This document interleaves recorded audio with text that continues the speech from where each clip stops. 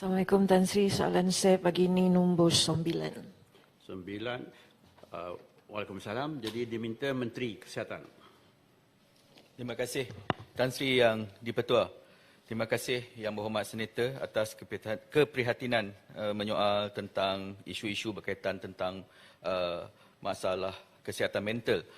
Berhubung status dekriminalisasi bunuh diri kerana masalah kesihatan mental, kerajaan sedang memuktamadkan ketetapan dasar dan juga beberapa rang undang-undang yang berkaitan dalam usaha ini. Untuk makluman Yang Berhormat Senator, isu mengenai dekriminalisasi bunuh diri adalah di bawah bidang kuasa Jabatan Perdana Menteri dan Timbalan Menteri di Jabatan Perdana Menteri Undang-Undang dan Reformasi Institusi telah menjawab isu yang sama di Dewan Rakyat pada 22 Mac 2023 yang lalu.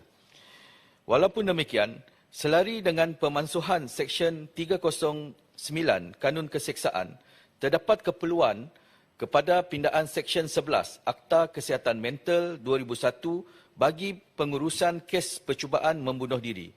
Cadangan pindaan kepada Seksyen 11-2 Akta Kesihatan Mental Akta 615 akan memberi kuasa kepada pegawai intervensi krisis untuk membawa mereka yang dipercayai bercelaru mental yang berbahaya kepada dirinya dan orang lain atau harta termasuk individu yang cuba membunuh diri ke fasilitis kesihatan bagi mendapatkan rawatan kaunseling dan pemulihan.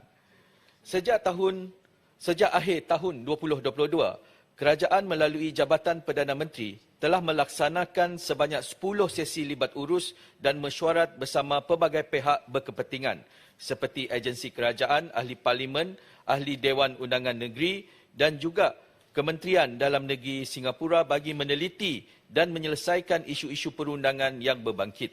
Memorandum Jemaah Menteri berkenaan usaha ini akan dikemukakan kepada Jemaah Menteri pada masa yang terdekat untuk kelulusan dan rang undang-undang yang berkenaan akan dibentangkan di Parlimen untuk kelulusan. Berkenaan tentang pertanyaan Mentari, pada tahun 2019, KKM telah merekodkan sebanyak 40,573 kedatangan pesakit ke seluruh mentari di Malaysia. Semasa pandemik COVID-19 pada tahun 2020 dan 2021, perkhidmatan psikiatris terjejas kerana banyak petugas terlibat dalam penempatan ke wad-wad COVID-19 menyebabkan banyak perkhidmatan psikiatris dan mentari yang terpaksa ditangguhkan.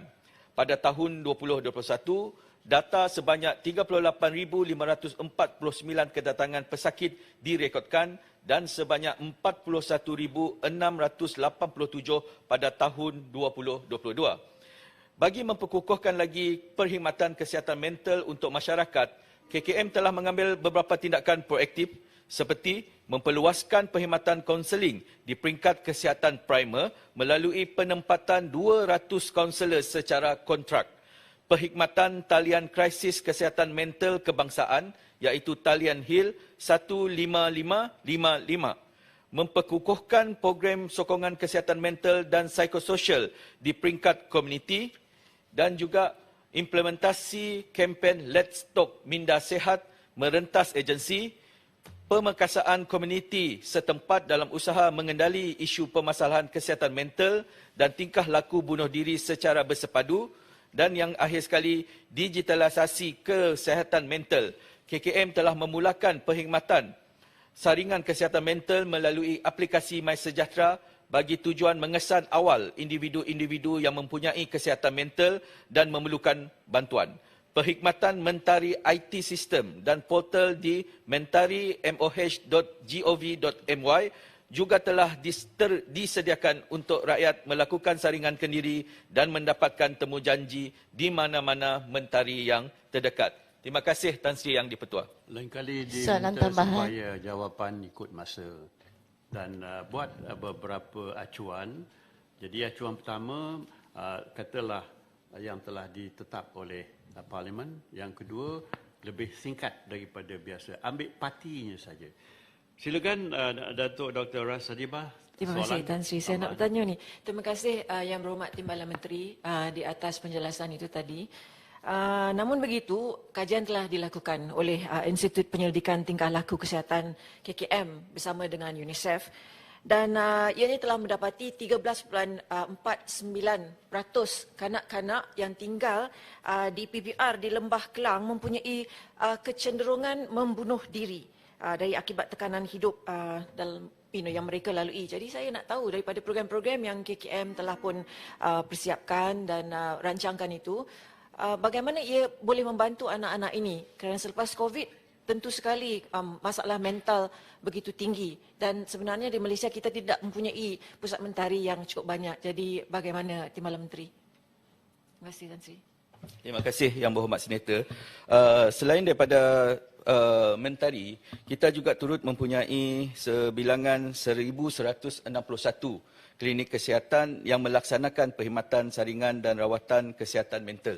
Dan juga berkenaan tentang pertanyaan Yang Berhormat Senator tentang kajian yang dibuat oleh Pusat Kesihatan Mental Negara dan juga UNICEF, saya baru-baru ini mengadakan aktiviti di PPR Pinggir Bukit Jalil di mana kami menghimpunkan perkhidmatan-perkhidmatan dan juga NGO-NGO yang berkaitan tentang masalah kesihatan mental untuk mengadakan sesi libat urus yang lebih kerap. Dan juga kebimbangan di kalangan anak-anak PPR ini memang terdapat kecenderungan untuk membunuh diri dan juga kami menyediakan satu talian HEAL iaitu 15555 untuk orang awam mendapatkan nasihat ataupun mendapatkan bantuan daripada hikmat kaunselor-kaunselor yang disediakan melalui talian tersebut. Dan juga insya-Allah kita akan dapatkan lagi kerjasama NGO-NGO yang terlibat di seluruh negara untuk pergi ke tempat-tempat yang mempunyai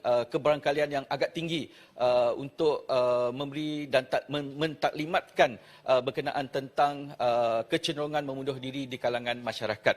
Tan Sri Speaker, itu saja jawapan saya. Terima kasih. Soalan tambahan. Silakan tambahan. Yang Berhormat Senator Rita. Terima kasih Tuan Yang Di-Pertua. Soalan tambahan saya, adakah Kementerian Kesihatan memantau isu kesihatan mental di kalangan pelajar-pelajar di IPTS, IPTA memandangkan terdapat insiden di mana berlakunya membunuh diri dan juga berhenti daripada belajar akibat daripada tekanan pendidikan. Terima kasih. Di kalangan pelajar. Terima kasih Yang Berhormat Senator. Di dalam kajian yang dilakukan oleh Pusat Kesihatan Mental Negara dan juga UNICEF, memang kita meletakkan kecenderungan membunuh diri dan kesihatan mental itu di kalangan kanak-kanak dan juga remaja. Dan juga kita mengakui bahawa bebanan pelajaran di IPTA, IPTA dan juga di IPTS adalah sangat tinggi ketika ini dan juga kecenderungan untuk terlibat di dalam pelbagai aktiviti memberi tekanan kepada anak-anak muda ini. Dan juga sememangnya kita mempunyai program-program yang terperinci untuk mendekati anak-anak muda di IPTA seperti program Let's Talk Minda Sihat yang diadakan melalui klinik-klinik kesihatan. Juga kita akan memasuki universiti-universiti untuk menerangkan lebih lanjut berkenaan tentang permasalahan kesihatan minda dan juga sebab itulah kita memperkenalkan digitalisasi kesihatan mental melalui aplikasi MySejahtera supaya anak-anak muda ini boleh melakukan saringan berkenaan tentang kesihatan mental. Dan juga untuk maklumat tambahan Dewan, sekiranya kita mempunyai dua gejala ini seperti sedih yang berpanjangan, resah, perasaan kekosongan yang berterusan, hilang minat terhadap aktiviti dahulunya diminati dan menyeronokkan melebihi 2 minggu, saya menasihatkan agar kita segerakan untuk mendapatkan hikmat psikososial di mentari, di klinik-klinik kesihatan ataupun konselor-konselor yang bertauliah. Terima kasih Tan Sri. Baik, kembali yang